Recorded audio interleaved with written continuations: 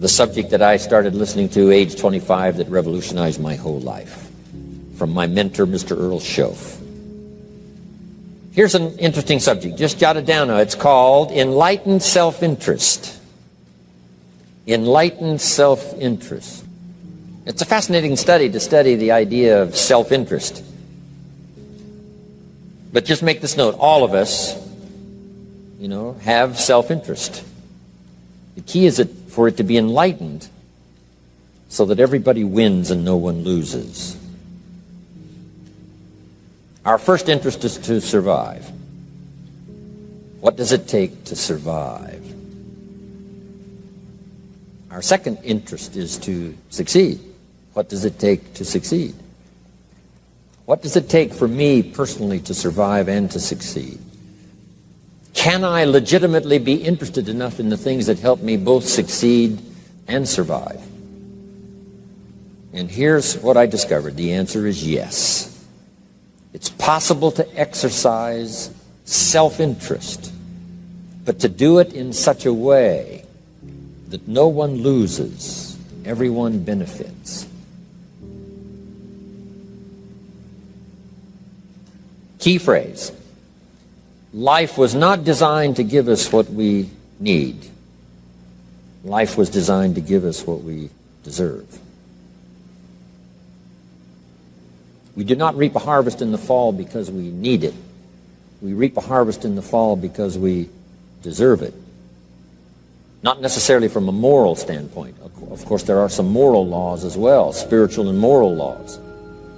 But just the basic laws that simply say if you wish to reap, you must plant. So jot this down. Reaping is reserved for the planters. And the reason they reap is because they deserve it. They're the planters. They deserve to reap. Interesting Bible phrase that says, if you keep knocking, you'll find open doors. Good phrase to jot down. If you keep knocking, you'll find open doors. Doors of opportunity. Doors of a chance to meet someone. Doors open for association. Doors open to find someone special. Doors open to find a unique business colleague. If you keep knocking, the phrase says, doors of opportunity are open to those who continually knock. So we don't find open doors of opportunity because we need them. We find them because we deserve them. Only those who knock deserve to find an open door. But the promise is, if you continually knock, you'll find doors of opportunity. It says, if you search, you will find. So make the note, it's good. Finding is reserved for the searchers because they deserve it. Now, at first they may have needed it, but they now know that just needing it is not sufficient. But if they need it, now they must qualify for it. The reason why you're going to be blessed with good ideas this weekend is because you've come searching. You've gotten on an airplane to come searching. You got in your automobile to come searching. You got here searching. Now you're ready to receive. And for those who search, they will find answers. They will find plans, imagination to stir yourself into action for future benefit. So if you search, to find a good idea, you must go looking, go searching. You've got to go to church.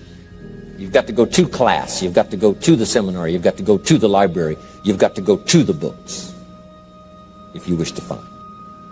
Rarely does a good idea interrupt you. Rarely. But if you will search, you will find. So we get not what we need, but we get what we deserve. It says if you ask, someone has an answer. If you keep asking, the answers belong to you, because by virtue of asking, you have qualified.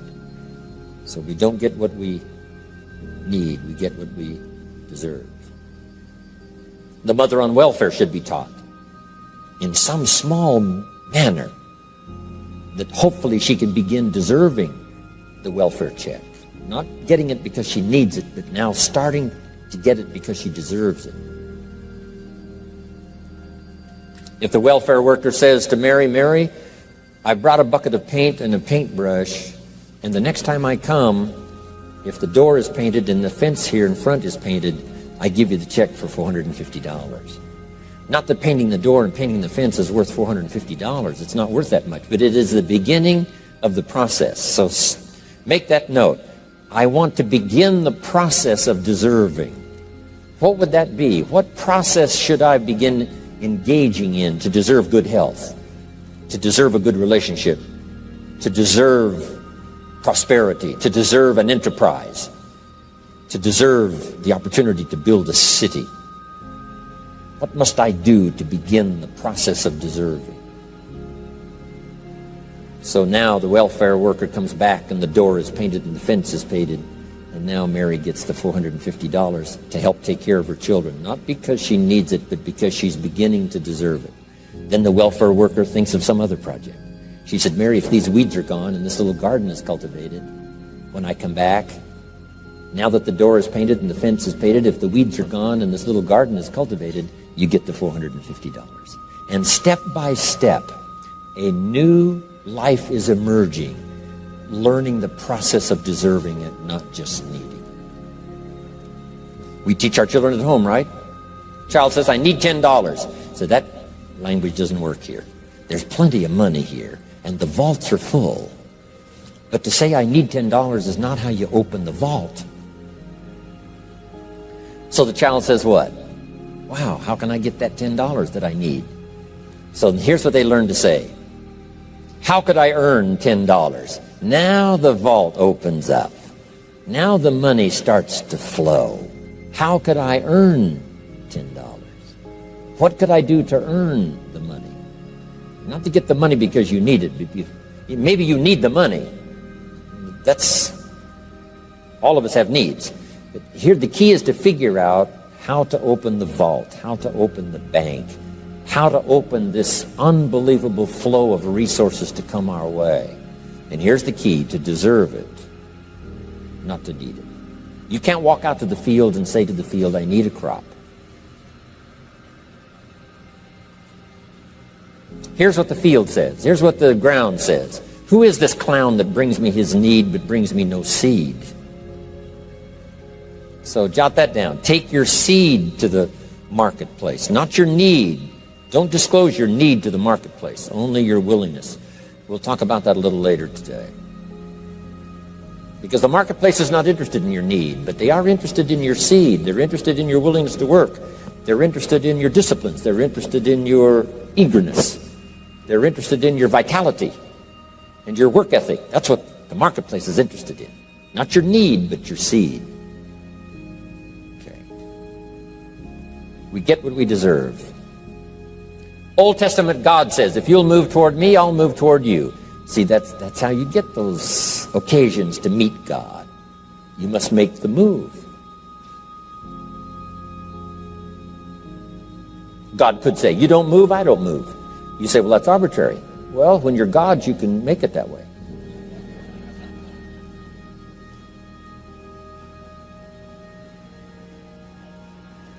So, the law says if you wish to receive. Now let's talk about enlightened self-interest. If you wish to receive.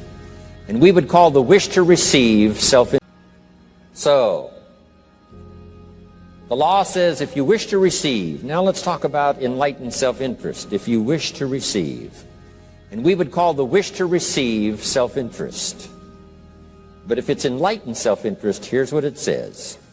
I understand that in order to receive, I must give. Receiving is reserved for those who give. Receiving is not reserved for those who need it. It's reserved for those who deserve it. We deserve the receiving by giving.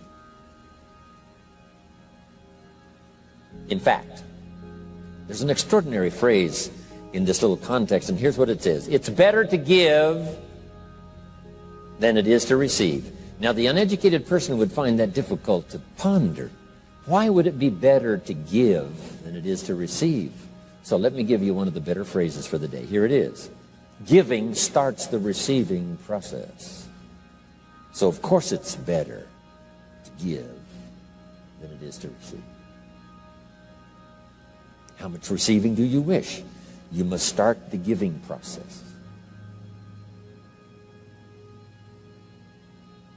For me to receive my additional fortunes for the future, not necessarily for the money, because I don't need the money. I take the money, but I don't need the money. But here's what I do need. For someone to say, a year from now, 5 years from now, Mr. ROHN, that seminar helped to change my life. And for whatever reason, I was brought here to this place for this time.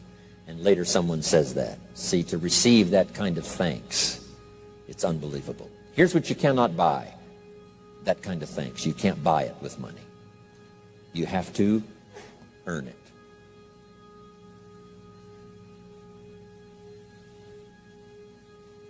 Now let's expand a little further now. It's called the law of riches and wealth. In our own self-interest, if we wish to be rich and wealthy and prosperous and healthy and all the valuable things we can think of for the human experience, how could we get there? It's understanding the law of enlightened self-interest and the law of deserving. The question was asked in the Bible, how can we be great? What is the key to greatness? Great wealth, great return, great accolades, trophies to put on the mantle above the fireplace. How can we get great respect, great riches, great abundance for ourselves? How can we get that? And the answer was given, and here was the answer. Find a way to serve. Find a way to serve the many.